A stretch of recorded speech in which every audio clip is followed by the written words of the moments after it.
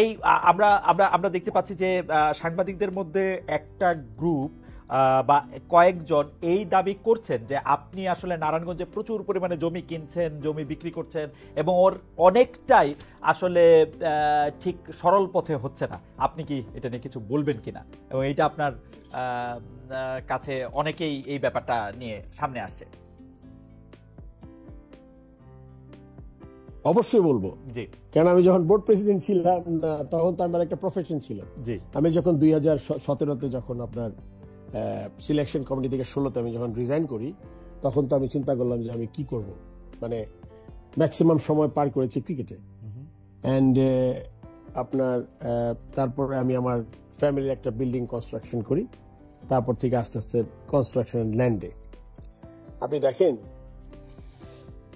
আসলে মিথ্যা, আমার I have all the respect for the media people, তারা বাংলাদেশ ক্রিকেট অসঙ্গতি সবকিছু তুলে ধরে, কিন্তু আমার মনে হয় ব্যাপারটা খুব গুরুত্বপূর্ণ একটা মানুষের। এটা আমি বলে না, দেখেন আমি তো ফারুক আহমেদ আজকে এখানে এসছি, হয়তোবা যখন ভোটাভুটি হবে বা অন্য কেউ আসবে চেয়ার, আমাদের কিন্তু চেয়ারটার দামটা দেওয়া দরকার। দ্য প্রেসিডেন্ট বাংলাদেশ ক্রিকেট বোর্ডের অর্গানাইজেশন হেড, যখন আপনি মিথ্যা কথা বলে বেরিয়ে একজন মানুষের ডিমিন করার চেষ্টা করেন, এটা সবচেয়ে দুঃখজনক। একটা জমি, আমি জমির ব্যবসা করি, জমি আমার থাকতেই পারে। আমার বাবা was a businessman and he was industrialist. আমরা ছোটবেলা থেকেই আমরা মোটামুটি দেখেছি।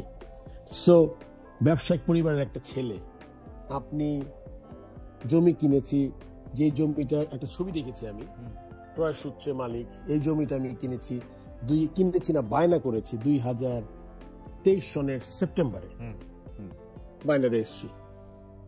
এটা এসছে ফারুক আহমেদ কি প্রেসিডেন্ট হওয়ার পরে কিনা বাড়িটা করলেন কিনা।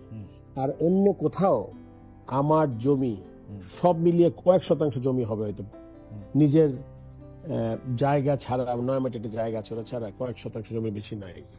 এই যে ঢালাও একটা জিনিস, এটাতে কি কোনো এজেন্ডা কাজ করছে কিনা আপনার বুঝতে হবে। ইলেকশন সামনে, ইলেকশনের জন্য এই কাজটা কোন পার্টিকুলার এজেন্ডা নিয়ে কেউ করছে কিনা, এটা কিন্তু আমাদের খতিয়ে দেখা দরকার। কেননা আপনি একটা সংবাদ যখন প্রচার করবেন, সংবাদটা প্রথমে আমার মনে হয় যে আপনি আমাকে এখন কোশ্চেন করছেন একটা ঘটনা ঘটার পরে, আপনি কিন্তু ছেড়ে দিচ্ছেন পত্রিকায় বা একটা নিউজ করে দিচ্ছেন যে এটা এইরকম। আপনাকে আমি বললাম যে আপনি 2 বছর আগে এটা বায়না করেছি, আমার সাইনবোর্ড, আপনি জানেন সাইনবোর্ডটা টাঙানোটা খুব জরুরি বাংলাদেশে। আপনি দেখে থাকবেন আগে আমরা দেখতাম যে মানে আমি লিখতাম ফারুক আহমেদ ফরমার প্লেয়ার, এরকম কিছু। এখন জায়গা জমি তো মনে করেন আমাদের, আমরা সবাই তো বাংলাদেশে যারা থাকি তারা জানে যে এটা একটা খুব ইজি একটা কাজ না। সো সাইনবোর্ডটা থাকাটা জরুরি, খালি সময়টা আপনার দেখতে হবে, ফাইন্ড আউট করতে হবে। আর ঢালাও যে অভিযোগ, এটা থেকে আমি বিরত থাকতে বলবো। আপনি তাওহীদের ব্যাপারে অনেক সমালোচনা হয়েছে, বিপিএল নিয়ে প্রচুর সমালোচনা হয়েছে। বিপিএল এর কিন্তু আমরা ভালো দিকটা ভুলেই গেছি। এবার বিপিএল এ আপনি এবার রেকর্ড সংখ্যক দর্শক, এইরকম উইকেট, এইরকম প্লেয়ারদের পারফরমেন্স, টিকিট বিক্রি, আপনি এটা জাস্ট ইমাজিন করেন। 8টা বিপিএল এ 15 কোটি টাকা টিকিট বিক্রি করেছেন আপনি। আমি একটা বিপিএল এ ডিজিটাল প্ল্যাটফর্মে গিয়ে, এটা অনেকে পছন্দ করেনি জিনিসটা, ওখানে গিয়ে আমি টিকিট বিক্রি করেছি 12.5 কোটি টাকা, আর টিকিটিং পার্টনার নিচে আরো 1 কোটি টাকা, 13.5 কোটি টাকা টিকিট বিক্রি করেছি আমি। সো আপনি জাস্ট ইমাজিন, এক বিপিএল এ আমি ক্রস করেছি, আমি 8টা বিপিএল এর সমান টিকিট বিক্রি করেছি। সো ভেস্টেড ইন্টারেস্ট যাদের আছে, তারা তো মনে করেছে যখন টিকিট দিয়ে শুরু হয়েছে, এটা কিন্তু আলটিমেটলি শুধু টিকিটে থামবে না। যত সব জায়গায়, এই যে আপনি প্রথমেই যেটা আলোচনা শুরু করেছিলাম, ব্যাংকে টাকা দেয়াটা, এই ব্যাংকের টাকা দেয়াটা দিয়েও কিন্তু আমি এবার বছরে 6.5 থেকে 7 কোটি টাকা ইন্টারেস্ট বেশি পাবো।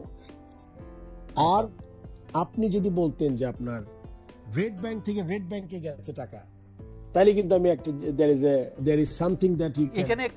এখানে একটা কথা আসে যে আপনি 250 কোটি টাকা নিয়েই নাড়াচাড়া করলেন কেন? বাকি 900 কোটি টাকার 750 কোটি টাকা ঠিক আছে? না, আমি তো বলি নাই ঠিক আছে।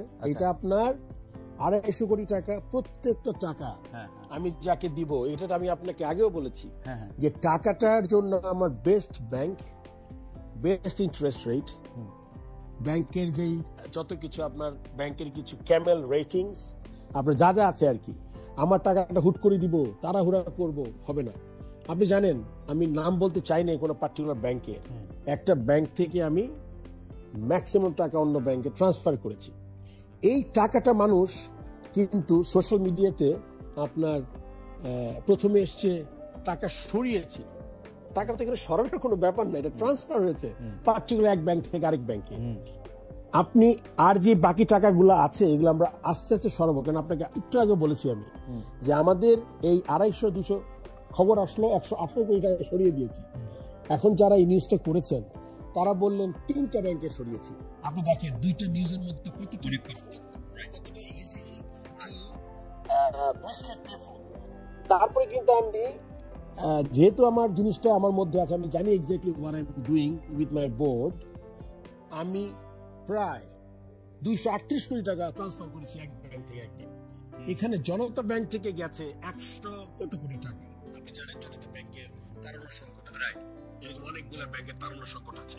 সো আমার ব্যক্তিগত অভিমত, ইলেকশন যারা ভেস্টেড ইন্টারেস্টেড যারা ছিল প্রতি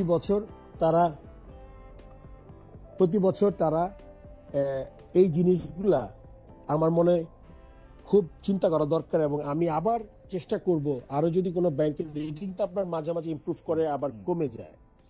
এখন ওই রেজাল্ট আসলে কি, আমি 3টা ব্যাংক, আসলে তো 238 কোটি 13টা ব্যাংকে গেছে টাকাটা। এই 13টা ব্যাংকের মধ্যে prime bank, city bank, EBL, এগুলো আবার ইন্টারেস্ট রেট কম। আমার কাছে